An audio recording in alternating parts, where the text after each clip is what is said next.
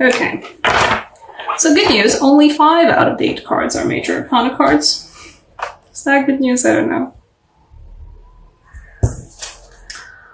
Hangman, Chariot, Wheel of Fortune, non-major arcana card for this card, the extra card for this deck, the Illumination, that I do count as a major arcana card, and the High Priestess. Those are your major arcanas.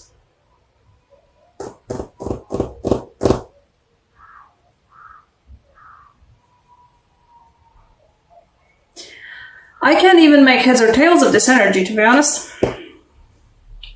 I'm going to show you the rest of the cards while I'm trying to make sense of this. We have the 3 of Pentacles, we have the aforementioned 9 of Swords, we have the Queen of Wands. Okay, what are you guys saying?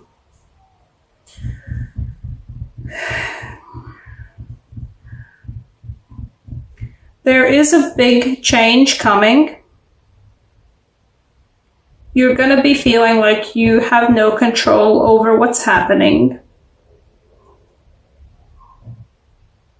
while you do actually have control of what's happening.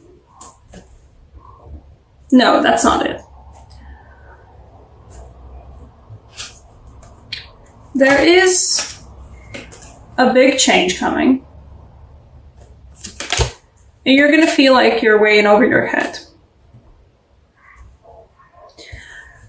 There it is. But only through your intuition, your gut feelings, will you be able to figure out what even is going on and how to go about reining it all in. It can be reined in, but only if you kind of let go. If you let go of the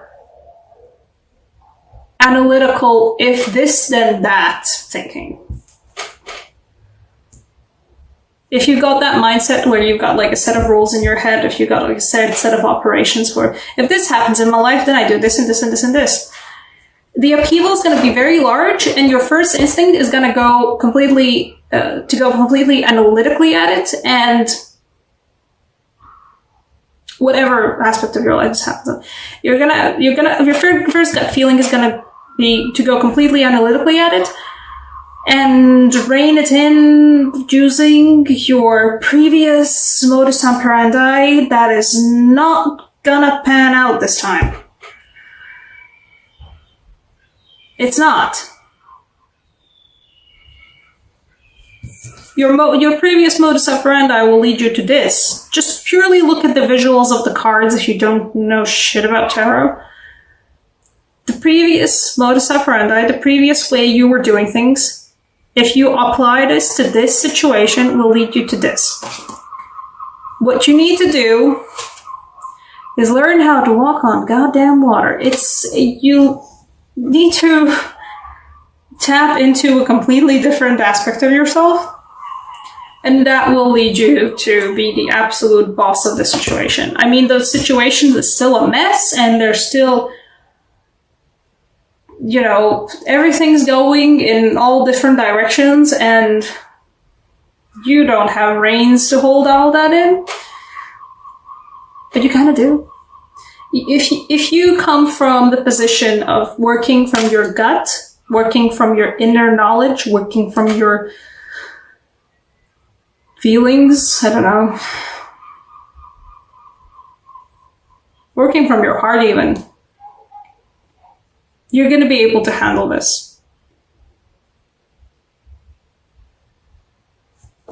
If not, then this. I mean, either way, probably this. Either way.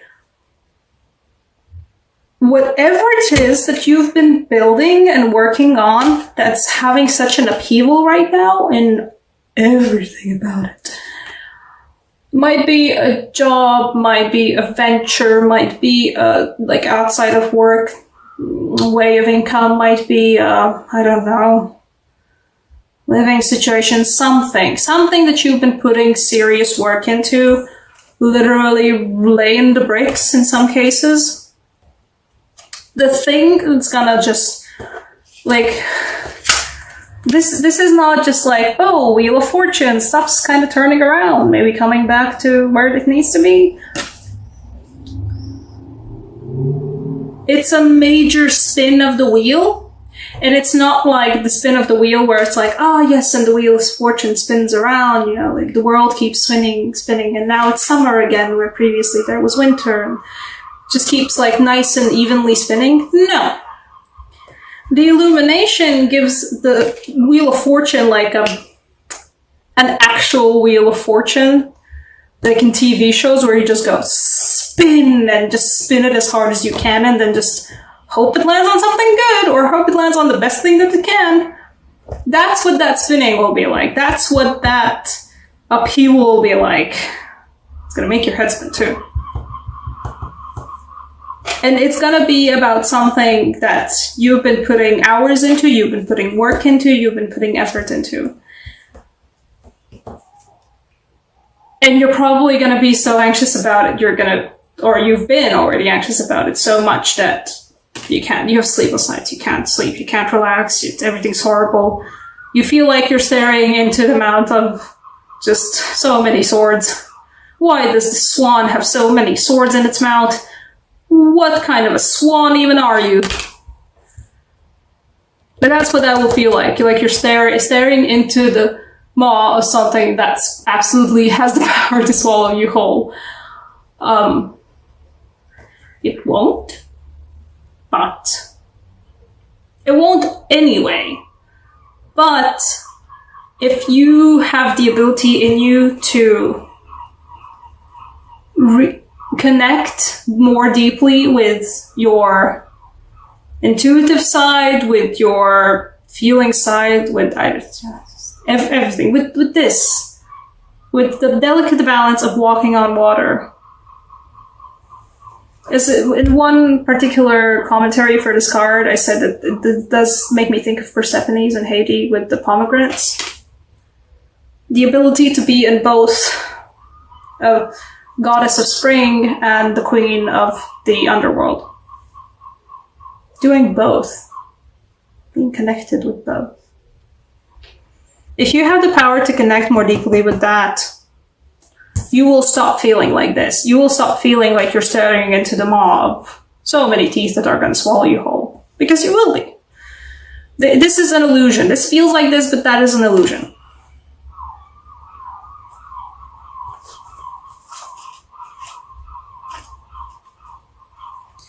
Not...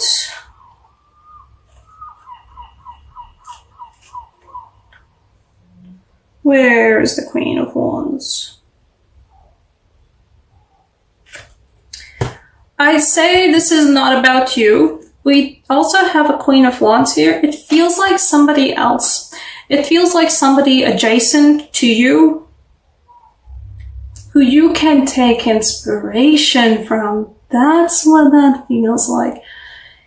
If you can't figure out how to do the intuition thing, how to do the both yin and yang, both goddess of spring and queen of underworld, that's essentially, take inspiration from somebody near you who is like this, who is in power, who is radiant, who is growing, who is evolving, who has that, I'd say even probably feminine kind of a intuition to themselves. If needs be, literally just talk to them.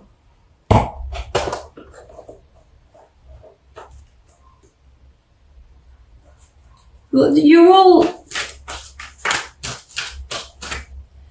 They will be around you. Somebody like that will be around you. I don't know whether it's somebody close to you romantically or a mother figure, perhaps a father figure, I don't know, some parent figure. But somebody who has that vibe with the universe, or even when you've seen that they've gone through times when they're just swamped, when they're just way in over their heads, but they still manage to retain that, yeah, I'm in over my head, but I've gotta I've got a vibe about where this is going. I've got a vibe of how to handle this, and they do. If that person, okay, is where you get that inspiration from. Possibly somebody who is a past friend, a good past friend, or a good past relationship of any kind. A family friend that you had a really nice, close, and like a really nice relationship to.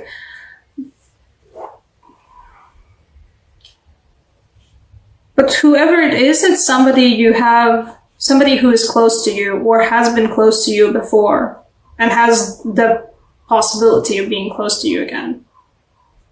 Not like romantically, but somebody who you have the ability to reach out to. Or even if it is somebody you can't reach out to, you do have the ability to just remember about them. Yeah. You have the ability to, somewhere in your life, somewhere in your previous experience, there is that person who you can take an inspiration from on how to deal with this. Because that upheaval, I don't know what it's going to be. Perhaps it's going to be self-inflicted. Perhaps it's going to be like, I have an opportunity to turn my life around, and you're going to turn your life around, but except it won't be like, whoop, you know, it's not going to be a 180. It's going to be like, spin, spin, spin, spin, spin, spin, spin, until it lands on 180. It's going to end up being 180, but before that, it's going to go through so many more degrees, like thousands of degrees. Something circumference, something blah, blah, blah mass. Right, Latvian signs for you. What energy will help you? I'm using the Latvian signs deck. The Latvian signs deck it is not unlike runes. It's actually not like runes. It's just symbols from Latvian culture that carry very good energy to them and can be used as sigils, pretty much. Can be used even when you just invoke different runes in any kind of spell work. If you do any kind of spell work or magic work or energy work or whatever you would like to call it. The Latvian signs are just a type of symbol to invoke, and I like to keep this personally. Okay. I like to personally keep this culture quite open. I like sharing my culture, and so if anybody feels like using these, I personally am acting as a representative for the whole of Latvians and saying you can do that. The sign you get is, well, it's a snake sign. It's the forest snake sign. It's wisdom, but it's the creative aspect of wisdom. This is one of my favorite signs. I actually have a tattoo of it on the back of my neck to kind of speak wise words, or at least hopefully eventually speak wise words. Doesn't help with my sentence structuring, but that's where we are. The creative aspect of wisdom. Be creative. Don't be surprised that once you've succeeded, once you've actually done the work and once you've actually reconnected back with your intuitive side and you've got like, okay, I have to think about different ways about how to handle these things. Don't be afraid of it. It's completely out of the ordinary. Like, it's so far out of the ordinary how you're going to handle this change. But it's going to work. Like, it feels like you yourself might have, Pisces, have a lot of creative energy within you.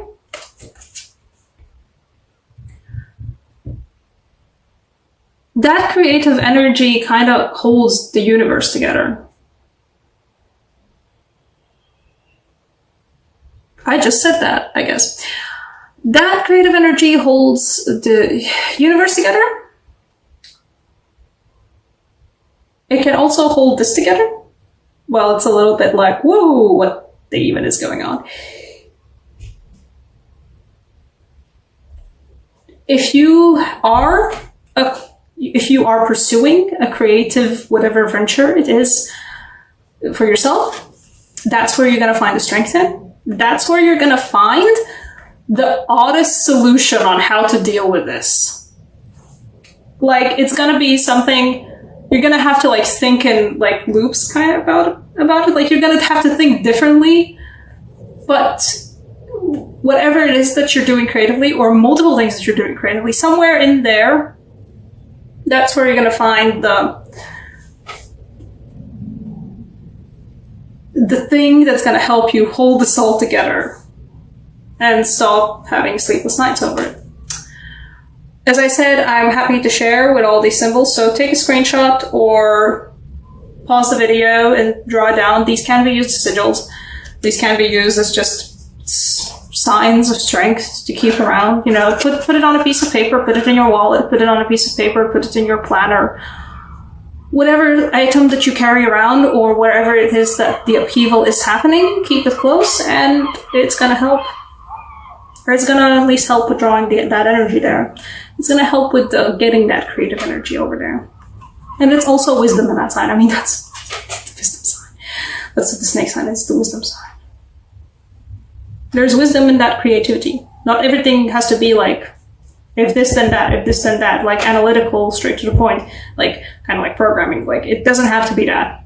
No, there's wisdom in creativity. There's wisdom in the flow of things and figuring stuff out in a different way.